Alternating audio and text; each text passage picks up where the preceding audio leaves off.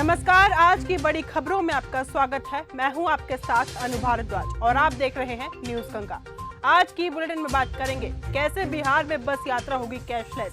बताएंगे आपको हिंदी बोलना मातृभाषा का अपमान नहीं। दिखाएंगे आपको अमित शाह ने पाकिस्तान को दी चेतावनी। बुलेटिन के आखिरी में देखेंगे काबुल में तबाही का ट्रेलर। लेकिन दिन भर की तमाम खबरों से पहले एक नजर सुर्खियों पर। बिहार के पटना में भीषण सड़क हादसा, नहर में पलटी कार, 3 की मौत, 2 घायल। भोपाल के बाद अब पटना एयरपोर्ट को बम से उड़ाने की धमकी, डायरेक्टर को मिला ईमेल। इजराइल से सीज फायर के बाद ईरान में अफगानियों पर पड़ी मार, बाहर निकाले गए 5 लाख लोग। 51,000 युवाओं की लगी लॉटरी। प्रधानमंत्री मोदी ने रोजगार मेले के तहत 51,000 युवाओं को अपॉइंटमेंट लेटर डिस्ट्रीब्यूट किए हैं। ये भर्तियां केंद्र सरकार के विभागों और मंत्रालयों में अलग अलग पद पर की गई हैं। पीएम मोदी ने युवाओं से कहा है कि हम कहीं भी रहें, हमारा एम राष्ट्र सेवा होना चाहिए। रोजगार मेले के तहत 10 लाख से अधिक युवाओं को नौकरियां दी जा चुकी हैं। बिहार में बस यात्रा होगी कैशलेस। बीएमटीसी की तर्ज पर यह आयोजन बिहार में शुरू हो चुका है।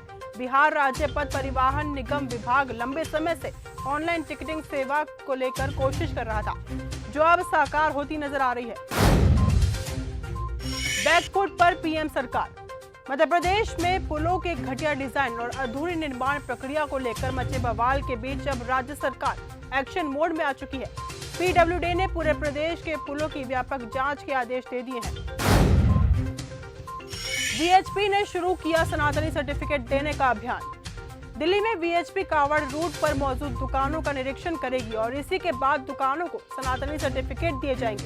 इस अभियान को अंजाम देने के लिए वीएचपी ने दिल्ली के 173 ब्लॉक्स में 150 टीमें बनवाई हैं। ये टीमें स्थानीय धार्मिक संस्थाओं और संगठनों के सहयोग से सर्वे कर रही हैं। कुमार विश्वास का युवाओं को संदेश। उन्होंने कहा कि नई पीढ़ी जो हर बात को तर्क और विज्ञान के आधार पर समझना चाहती है, उसे धर्म की व्याख्या भी उसी तरह से देनी चाहिए। उन्होंने इस बात पर जोर दिया कि सनातन धर्म परम वैज्ञानिक है, जिसमें वैज्ञानिक तत्व कूट-कूट कर भरा हुआ है। हिंदी बोलना मातृभाषा का अपमान नहीं। केंद्रीय मंत्री जी किशन रेड्डी ने कहा कि हिंदी विरोधी आंदोलन राजनीति से प्रेरित है, जो केवल वोट बैंक की राजनीति तक सीमित रहती है। हिंदी को मातृभाषाओं के साथ सीखना चाहिए, क्योंकि ये हमारी राष्ट्रीय एकता को मजबूत करती है। पटना एयरपोर्ट को बम से उड़ाने की धमकी। पटना के जयप्रकाश नारायण एयरपोर्ट को एक बार फिर से बम से उड़ाने की धमकी दी गई है। इसको लेकर एयरपोर्ट के डायरेक्टर को एक मेल आया है। मेल में पूरे एयरपोर्ट को नुकसान पहुंचाने की बात कही गई है। जानकारी मिलते ही मौके पर बॉम्ब स्क्वाड पहुंच गया। हालांकि किसी भी तरह का संदिग्ध सामान नहीं मिला। इससे पहले भोपाल एयरपोर्ट के लिए भी धमकी दी गई थी। सुप्रिया श्रीनेत का नीतीश सरकार पर हमला। कांग्रेस की राष्ट्रीय प्रवक्ता सुप्रिया श्रीनेत ने शनिवार को पटना में नीतीश सरकार और उनके मंत्री पर जमकर हमला बोला। उन्होंने कहा कि बिहार सरकार के मंत्री नकली दवा सप्लाई के लिए दोषी पाए गए हैं। पहले किसी पर आरोप लगता था या फिर सजा होती थी तो वो इस्तीफा देते थे, लेकिन जीवेश मिश्रा को कोई लोक लाज है ही नहीं।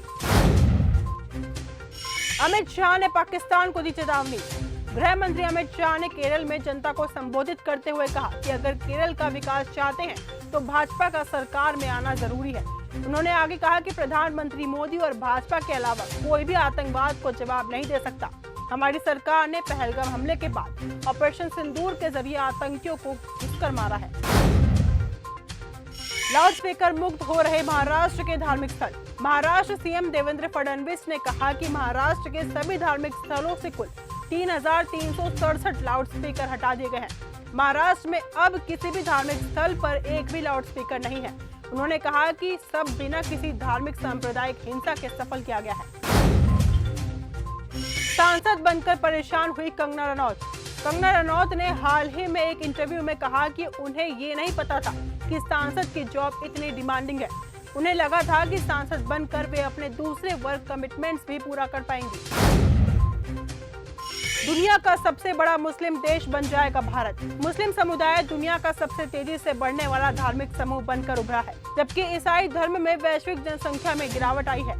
प्यू रिसर्च सेंटर की ताजा रिपोर्ट में ये आंकड़े जारी किए गए हैं। ईरान इजराइल की जंग हुई खत्म। ईरान इजराइल युद्ध से मिले सबक ताइवान को गहराई से प्रभावित कर सकते हैं। चीन के बढ़ते खतरे को देखते हुए ताइवान अब सैन्य अभ्यास, साइबर सुरक्षा और नागरिक सुरक्षा और अमेरिका के साथ साझेदारी के जरिए खुद को युद्ध में हर मोर्चे पर तैयार कर रहा है। नेपाल के रास्ते भारत को दहराने की तैयारी। हाल ही में भारत ने ऑपरेशन सिंदूर के तहत पीओके और पाकिस्तान में आतंकी लॉन्च पैड्स तबाह किए थे। इसके बाद नेपाल की ओर से एक अहम चेतावनी सामने आई है। नेपाल के राष्ट्रपति के सलाहकार ने बताया कि जैश-ए-मोहम्मद और लश्कर-ए-तैयबा जैसे आतंकी संगठन नेपाल की खुली सीमा का फायदा उठाकर भारत में हमले की कोशिश कर सकते हैं। काबुल में तबाही का ट्रेलर। अफगानिस्तान की राजधानी काबुल 2030 तक पूरी तरह से पानी विहीन हो सकता है। रिपोर्ट्स के अनुसार पिछले 10 सालों में भूजल 30 मीटर तक गिर चुका है और आधे से ज्यादा बोरवेल सूख चुके हैं। जलवायु परिवर्तन, प्रशासनिक विफलता और बेतहाशा जल दोहन इस संकट के बड़े कारण हैं। तो आज की बुलेटिन में सिर्फ इतना ही। देश और दुनिया की तमाम खबरों के साथ ऐसे ही जुड़े रहने के लिए देखते रहिए न्यूज़ गंगा। धन्यवाद।